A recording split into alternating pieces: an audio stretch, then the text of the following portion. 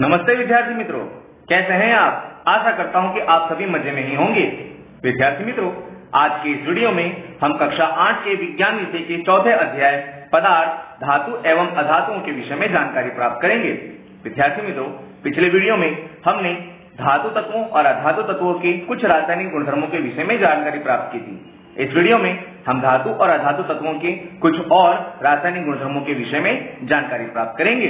तो विद्यार्थी मित्रों, चलिए शुरू करते हैं। हम आज के इस वीडियो में सबसे पहले क्षारों के साथ धातु और अधातुओं की प्रक्रिया का अध्ययन करेंगे। इसके लिए हम एक क्रियाकलाप करेंगे।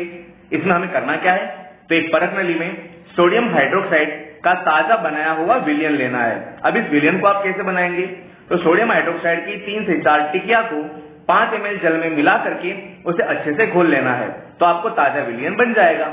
अब इसमें एक एल्यूमिनियम की पन्नी का टुकड़ा डाल देना है। अब एक जलती हुई माचिस की तिली परख नली के मुख के पास ले जानी है और ध्यान से निरीक्षण करना है कि क्या हो रहा है। विद्यार्थी मित्रों, जब आप ऐसा करते हैं तब ध्यानपूर्वक अवलोकन करने पर आप देखेंगे कि पॉप की ध्वनि के साथ हाइड्रोजन वायु जल उठती है। यानी विद्यार्थी मित्रों, इस प्रकार हम कह सकते हैं कि धातुएं क्षार के साथ अभिक्रिया करती हैं और अभिक्रिया करके हाइड्रोजन वायु उत्पन्न करती हैं। यानी विद्यार्थी मित्रों, धातुएं क्षार के साथ अभिक्रिया करके हाइड्रोजन वायु तो उत्पन्न करती हैं, परंतु अधातुएं क्षार के साथ अभिक्रिया दर्शाती ही नहीं है। अधातुएं क्षार के साथ अभिक्रिया नहीं करती हैं। अब अपने बात करते हैं अगली रासायनिक गुणधर्म के विषय में, वह है विस्थापन अभिक्रिया। इसके लिए आपको करना क्या है, तो एक पात्र में कॉपर सल्फेट का विलयन ले लेना है।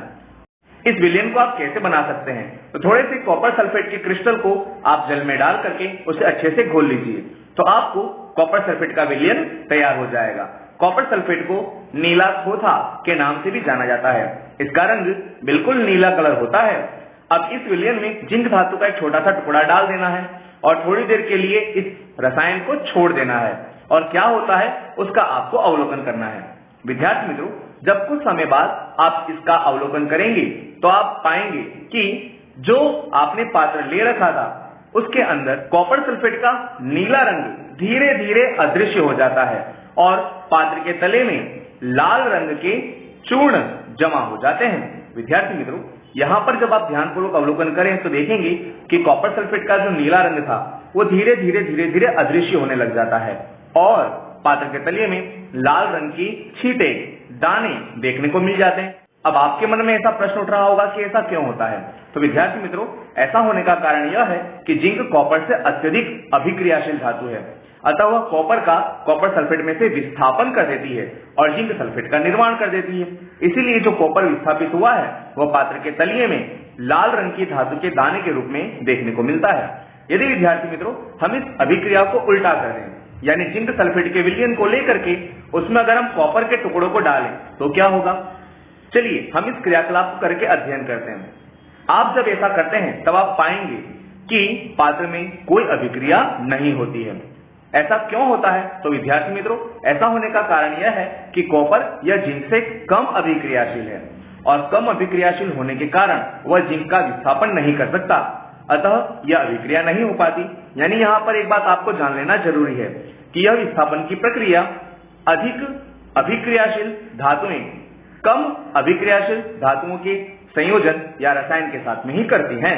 अर्थात एक अधिक अभिक्रियाशील धातु कम अभिक्रियाशील धातु को विस्थापित कर सकती है, परंतु कम अभिक्रियाशील धातु अधिक अभिक्रियाशील धातु को प्रतिस्थापित नहीं कर सकती हैं। विद्यार्थी मित्रों, अब हम बात करते हैं धातुओं और अधातुओं के कुछ सामान्य उपयोगों के विषय में। तो विद्यार्थी मित्रों, आप इनके विषय में भली भांति परिचित तो हैं ही, क्योंकि हम हमारे रोजिंदा जीवन में ऐसे बहुत सारे पदार्थों का इस्तेमाल करते हैं जो कि धातुओं तथा अधातुओं से बने होते हैं। विद्यार्थी मित्रों, धातु और अधातु हमारे लिए बहुमूल्य हैं। धातु का उपयोग हम मशीनों के निर्माण में, मोटर गाड़ियों के निर्माण में, वायुयान बनाने में, रेलगाड़ी तथा उसकी पटरियों के निर्माण में, उपग्रहों के निर्माण में, औद्योगिक साजो सामान के निर्माण में, खाना पकाने के विविध प्रकार के पात्रों के निर्माण में, जल बॉयलर आदि के निर्माण में तो करते ही हैं। इसके अलावा भी हम धातु तत्वों का उपयोग विविध प्रकार के आभूषण बनाने में भी करते हैं। आपने सोने, चांदी तथा प्लेटिनम के गहने तो देखे ही होंगे। ये सभी निश्चित प्रकार की धातुएं होती हैं। इसके अलावा छोटी से छोटी पिन से लेकर के बड़े से बड़े यंत्र बनाने में भी धातु का उपयोग ही किया जाता है। ये तो बात हुई धातु तत्वों के विषय में, परंतु विद्यार्थी मित्रों मात्र धातु तत्व ही हमारे लिए सबसे ज्यादा उपयोगी साबित नहीं होते हैं। बहुत सारे अधातु तत्व भी हमारे रोजिंदे जीवन के लिए मददगार साबित होते हैं। आइए अब हम कुछ ऐसे ही अधातु तत्वों के उपयोगों के विषय में जानकारी प्राप्त करते हैं। शायद आप ऐसे अधातु तत्वों के उपयोग से परिचित तो होंगे ही। आइए हम उनके विषय में और अधिक जानकारी प्राप्त करते हैं। तो आप विद्यार्थी मित्रों अधातु तत्वों के उपयोग से किस तरह से परिचित हैं, आइए उसके विषय में जानकारी प्राप्त करते हैं। हम आपके सामने कुछ प्रश्नों को रख रहे हैं, आपको वह प्रश्न ध्यान से पढ़ने हैं और उनके उत्तरों को मन में सोच लेना है।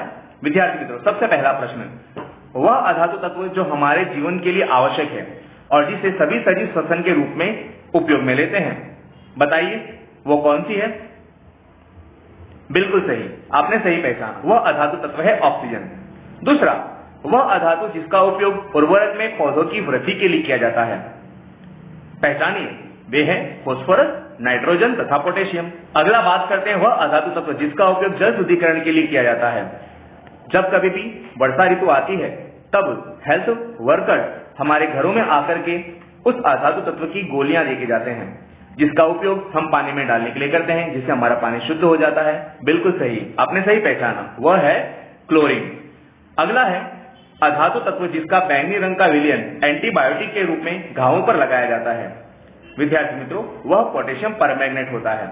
पटाखों के रूप में प्रयुक्त होने वाला अधातु ये फास्फोरस होता है। थोड़ी देर पहले ही हमने उसके विषय में चर्चा की कि फास्फोरस का उपयोग पटाखों के निर्माण में किया जाता है। साथ ही साथ माचिस के ऊपर जो बारूद लगा होता है वह भी फास्फोरस का ही बना होता है। अगला है एंटी फंगल चर्म क्रीम बनाने में। विद्यार्थी मित्रों कभी भी जब हम चर्म रोग के शिकार होते हैं तब डॉक्टर हमें चर्म रोग पर लगाने वाली क्रीम का सुझाव देता है। वह क्रीम एक प्रकार के अधातु से बनी होती है और वह अधातु होती है सल्फर।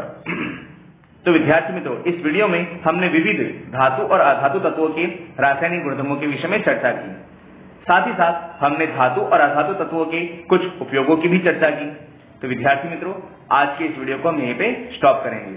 आशा करता हूं कि आपको इस वीडियो के माध्यम से धातु और अधातु तत्वों के रासायनिक गुणधर्मों तथा उनके उपयोगों के विषय में बहुत सारी माहिती प्राप्त हो चुकी होगी।